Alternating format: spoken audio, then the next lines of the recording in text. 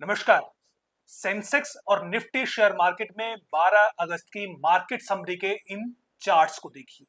ये भारत में बेजा दखल देने वाले हिंडनबर्ग जैसे जमूरों और उनके मदारी यूएस और सोरोस के मुंह पर भारतीय निवेशकों का एक करारा तमाचा है। ये भारत में रहकर भारत के शेयर बाजार को गिराकर मोदी के विरुद्ध राजनीतिक रोटियां सेकने वालों को भी करारा जवाब है कि देश बस देश समझ चुका है काठ की हांडी बार बार नहीं चढ़ती।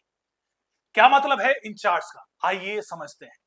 जरा ध्यान से देखिए। आज हमारे पड़ोस में लगभग सभी देश इमरजेंसी के हालात से गुजर रहे हैं।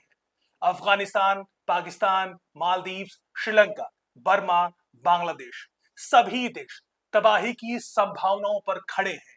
इनके पीछे या तो चीन है या यूएस। अब इन दोनों महाशक्तियों की नजर भारत पर भी है। यह मौका है सचेत होने का, दुश्मन की हर एक चाल का बार बार कई बार सोच समझकर जवाब देने का। चीन भारत पर सीधे सीमा पर और पर्दे के पीछे से परोक्ष युद्ध लड़ रहा है, जिसका भरोसा करना सबसे बड़ी मूर्खता होगी। लेकिन यूएस वो दुश्मन है जो सीमा पर तो नहीं लड़ सकता, लेकिन दोस्त बनकर घर में घुसकर अपने दोस्तों के सहारे पर भारत पर लगातार वार पर वार करता रहा है। यूएस के लड़ने के हथियार अलग हैं, तरीके अलग हैं। जैसे हिंडनबर्ग रिसर्च एक हथियार है जिसके जरिए भारत की शेयर मार्केट इकोनॉमी पर लगातार बारंबार हमले हो रहे हैं। दुनिया भर में पैर फैला रही विशुद्ध भारतीय जायंट कंपनियों की साख को खत्म करने की कोशिश जारी है। शनिवार को हिंडनबर्ग रिसर्च ने एक बार फिर अडानी ग्रुप और भारत की शेयर मार्केट की नियामक संस्था सेबी की साख पर बट्टा लगाने की कोशिश की। आरोप था कि सेबी ने अडानी ग्रुप के विरुद्ध आरोपों की जांच इसलिए सही से नहीं की क्योंकि सेबी की चेयरमैन माधवी बुच और उसके पति के अडानी के ऑफशोर सब्सिडियरी कंपनियों में शेयर है। हिंडनबर्ग ने एग्जैक्ट टाइमिंग देखकर आरोप लगाए, यानी शनिवार को आरोप लगाए, उसके बाद भारत में मौजूद ऑब्वियस यूजफुल इडियट्स के अलावा मोदी सरकार के विरुद्ध पत्रकारों, एक्टिविस्टों ने सोशल मीडिया पर शोर मचाना शुरू किया। अखबारों ने आरोपों को गॉस्पेल ट्रुथ मानते हुए, यानी अंतिम सत्य मानते हुए आर्टिकल लिख मारे। अंततः टीएमसी कांग्रेस के छोटे मोटे नेताओं के बयानों के बाद एंट्री लेते हैं राहुल गांधी। वो सोशल मीडिया पर लोकसभा के विपक्ष के नेता और कांग्रेस सांसद के रूप में एक बयान जारी करते हैं। वो कहते हैं कि विपक्ष के नेता के रूप में ये मेरा कर्तव्य है कि मैं आपको बताऊं कि भारतीय शेयर मार्केट में बहुत जोखिम है, इसमें निवेश ना करें, क्योंकि शेयर मार्केट को नियंत्रित करने वाली संस्थाएं समझौता कर चुकी हैं। इसलिए वो इसमें जोखिम का आरोप लगाते हैं। आप खुद सुनिए ये पूरा आरोप।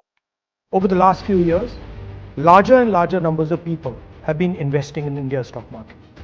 They invest their hard-earned, honestly earned savings in the stock market. And it is my duty as leader of the opposition to bring to your notice that there is a significant risk in the Indian stock market because the institution that governs the stock market is compromised. Now I'm going to explain to you exactly how and why it is compromised. A very serious allegation against the Adani Group was illegal share ownership and price manipulation using offshore funds. It has now emerged that SEBI chairwoman Madhavi Puch and her husband had an interest in one of those funds. This is an explosive allegation because it alleges that the umpire herself is compromised. The savings of millions of Indians, hard-earned, honestly earned savings, are at risk. It is therefore imperative that this matter is investigated. अपने इस video में राहुल गांधी स्पष्ट तौर पर भारतीय निवेशकों से को बरगला रहे हैं कि भारत के शेयर मार्केट में निवेश करना जोखिम भरा हो सकता है, इसलिए निवेश मत करिए। यानी स्क्रिप्ट के हिसाब से सोमवार को जैसे ही शेयर मार्केट खुलता, धड़ाम से सेंसेक्स और निफ्टी मार्केट ताश के पत्तों की तरह ढह जानी चाहिए थी। मार्केट की समझ रखने वालों को पता है कि किसी भी शेयर मार्केट को क्रैश करने के लिए ये एक परफेक्ट स्क्रिप्ट थी, किसी भी शेयर मार्केट में हलचल लाने के लिए एक शानदार तरीका। कम से कम अब तक तो ऐसा ही होता रहा है। भेड़िए अपनी चाल चल चुके थे, अब सिर्फ तमाशा देखने की बारी थी।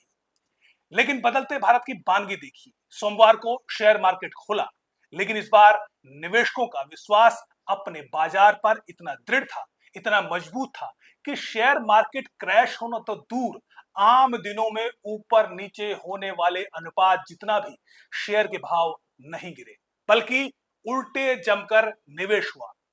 यानी वो तमाशा नहीं हुआ जिस साज यानी वो तमाशा नहीं हुआ जिस साजिश को हिंडनबर्ग रिपोर्ट की आंच पर चढ़ाया गया था। अब सवाल सबसे पहले राहुल गांधी से पूछा जा रहा है, जिसने एक दिन पहले एक विदेशी रिपोर्ट का हवाला देकर ऐसा बयान दिया जिससे लाखों भारतीय निवेशकों का लाखों करोड़ रुपया डूब सकता था। लेकिन इसके बावजूद भी राहुल गांधी ने भारतीय शेयर बाजार को अस्थिर करने वाला बयान क्यों दिया? अगर राहुल गांधी को भारत के शेयर मार्केट पर इतना भी भरोसा नहीं है तो खुद व्यक्तिगत रूप से, यानी अपना पैसा वो इस मार्केट में निवेश क्यों कर रहे हैं?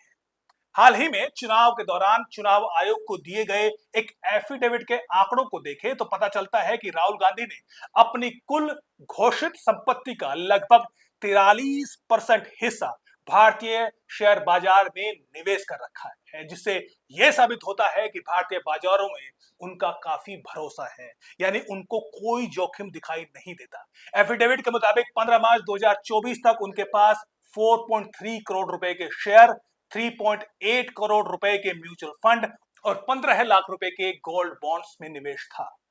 मोदी काल में यह शेयर बाजार की मजबूती का ही नतीजा है कि 2019 की तुलना में राहुल गांधी की चल संपत्ति में करीब करीब 60% की वृद्धि हुई है। यह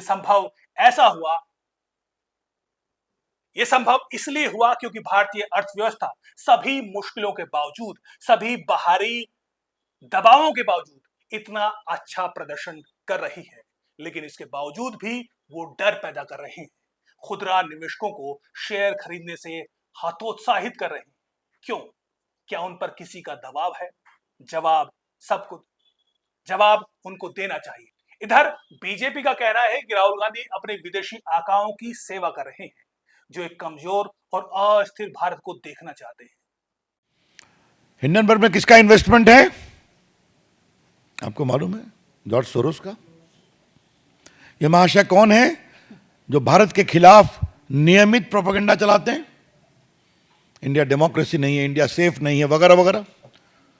और इस हद तक है कि मोदी के पूरे सत्ता को बदलना चाहिए, आह्वान किया था जनता से। ये वहां मेन इन्वेस्टर है।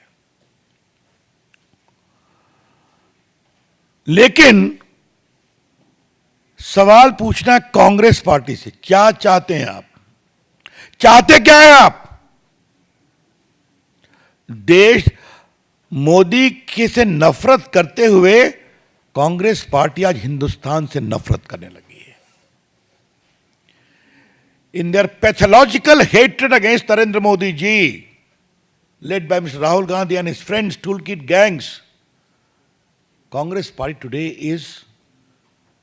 has developed a hatred against India itself. अगर भारत का स्टॉक मार्केट गड़बड़ाएगा तो स्मॉल इन्वेस्टर्स परेशान होंगे कि नहीं? आज करोड़ों की संख्या में स्मॉल इन्वेस्टर्स हैं कि नहीं? छोड़ दीजिए इंस्टीट्यूशनल इन्वेस्टर्स की बात, बाकी बातें। कांग्रेस पार्टी क्या चाहती है? भारत को वही कंट्रोल राज में ले आया जाए, नेहरू जी के समय वाला, जब भारत को दाने दाने के लिए परेशान होना पड़ा था कि उनकी सरकार नरसिम्हा राव के प्राइम मिनिस्टरशिप में भारत को ओपन करना पड़ा था, एफडीआई में, एफआईआई में। क्या वहीं जाना चाहते हैं क्या? टूल किट वालों को तो कोई मतलब नहीं हिंदुस्तान के विकास से। उनके लिए उनको तो हम जवाब देते हैं और देते रहेंगे, वो कभी सफल नहीं होंगे। लेकिन कांग्रेस पार्टी को क्या हो गया है? जिसने 55 साल तक देश में राज किया है, क्या मतलब है इसका? मतलब कहीं से कोई चिट मिल जाए कांग्रेस पार्टी की पॉलिटिक्स में एक टूलकिट पॉलिटिक्स है, दूसरा है चिट पॉलिटिक्स। परीक्षा में तो चिट मिलती है, कार्रवाई भी हो रही है, लेकिन कांग्रेस पार्टी, उनके नेताओं को जो चिट मिलती है उसका क्या किया जाए। कभी राफेल की चिट मिल गई तो लगे हिंदुस्तान में घूमने, वो सुप्रीम कोर्ट से हारे, माफी मांगना पड़ा, कंटेम्प्ट हुआ उनके खिलाफ। फिर दूसरी चिट मिल गई, हिंडनबर्ग की पहली रिपोर्ट, वो चिट मिल गई, उसमें सुप्रीम कोर्ट ने, मैंने बताया कि 24 में 23 इंक्वायरी कंप्लीट हो गई। अब हिंडनबर्ग को जुलाई में नोटिस की गई है, तो फिर ये काउंटर प्रोडक्ट हुआ। अब ये चिट पड़ गई, जेपीसी लाओ, इंक्वायरी कराओ, मतलब भारत के पूरे स्टॉक मार्केट को क्रैश कराओ, छोटे इन्वेस्टर्स के पूंजी निवेश को समाप्त कराओ, भारत में कोई आर्थिक निवेश न हो विदेश का, एफआईआई और एफडीआई, वो सबको रोको, because Indian investment scenario is not a safe position. यह है इनकी सोच। देश को अस्थिर करने की साजिश के बीजेपी के आरोपों को इतनी आसानी से अब दरकिनार करना इसलिए भी उचित नहीं है क्योंकि ताजा ताजा हमारे पड़ोसी देश बांग्लादेश में क्या हुआ ये हम सब जानते हैं। शेख हसीना का एक पत्र बांग्लादेश में अवामी लीग समर्थकों में वायरल हो रहा है, जिसमें शेख हसीना ने कहा है कि 15 साल सत्ता में रहने के बावजूद सत्ता से बेदखली यूएस की साजिश का नतीजा है, जिसकी नजर बांग्लादेश के एक सेंट मार्टिन आइलैंड पर है। शेख हसीना का कहना है कि वो सत्ता में रह सकती थी अगर आइलैंड यूएस को दे दिया जाता, लेकिन बांग्लादेश की संप्रभुता से समझौता न उनको करना था और नहीं किया, वो उनको भारी पड़ा। यूएस की शतरंज की बिसात पर बांग्लादेश तबाह हो चुका है। अब सचेत होने की बारी हमारी है, हमारी सरकार की है। समय बताएगा हम कितने जागृत हैं और कितना सोए। 15 अगस्त स्वतंत्रता दिवस की शुभकामनाएं। जय हिंद।